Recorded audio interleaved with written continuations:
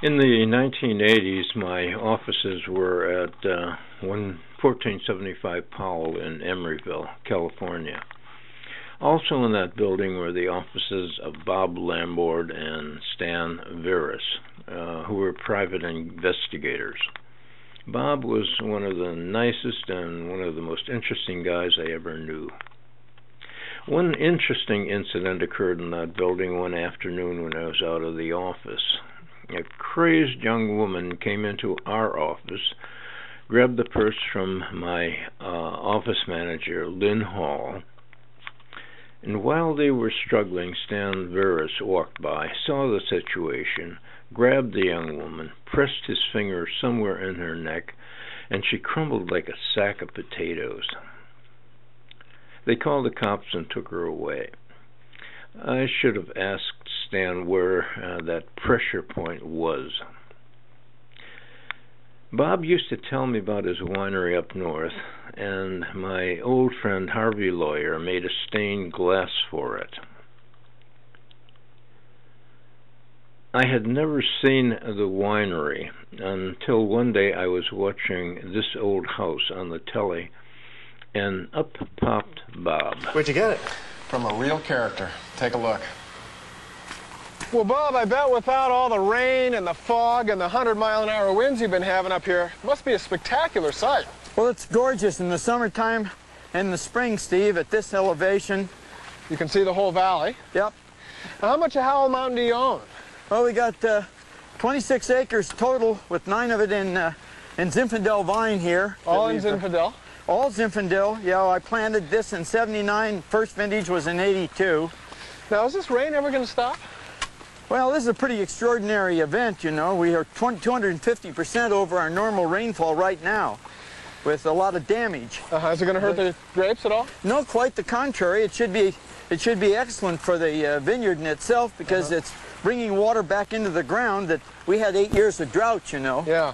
What kind of yield do you get out of 9 acres, Bob? Well, we get 3 tons to the acre. Would be a good yield. Yeah. We've gone 2.5 tons. Would be perhaps a little bit more of an average yield. And they got about 3 times that down the valley. So exactly. How many cases of wine does that make? That produces 2,200 cases on the average. If it's a big crop, we may have 2,300 cases, but that's it. That's the average. And that's enough for the whole world? I wish we did, but we're in about 22 states and 3 Canadian provinces, Alaska, Hawaii, and sending a little bit over to Tokyo. So, great.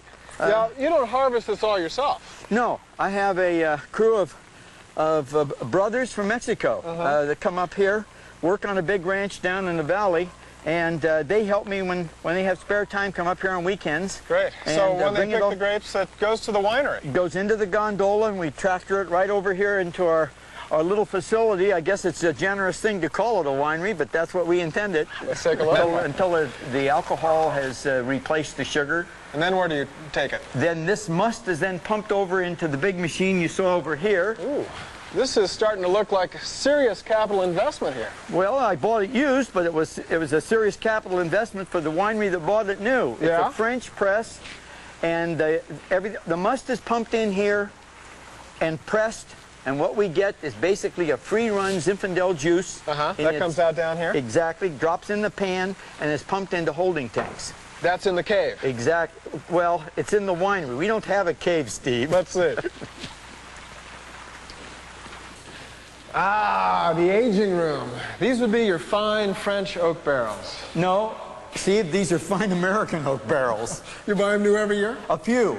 But basically, they're what I call experience barrels. Someone else took the heavy hit on paying for them in the first place. And the wine doesn't mind? And the wine's better for it. Oh, yeah?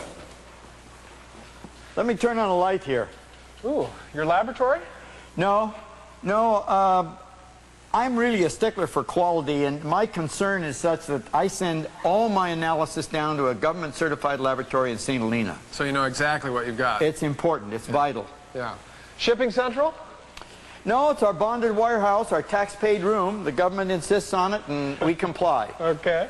You're showing me everything but your tasting room, Bob. Hey, follow me. I'll show you where it is.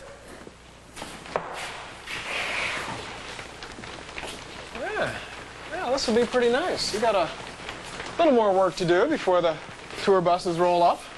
No tour buses, Steve. How come? No, the law won't permit it. We're going to have tastings, but they're only going to be by appointment. That's the law. Well, speaking of tasting, how about it, Bob? You got it. Let's go in and try some. It's wonderful. Nice legs. Nice legs.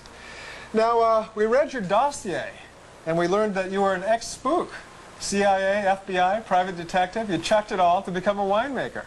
So what would you give those of us who'd like to follow your in your footsteps? What would you give us for advice? Skip the spook part. So you're still having fun with it? I love it. I do. It's a good blend of two lifestyles. Well, then God bless you. Thank you, Steve. Yeah. Folks, I'd like to take a moment here to thank some very special people. First of all, John Lale and Jim Nolan, Jeff Castile, and all the group that helped me with this project, not to mention the fine crew at this old house. And I'd like to leave in closing with a toast to some old and new friends of mine, a toast, this glass of wine.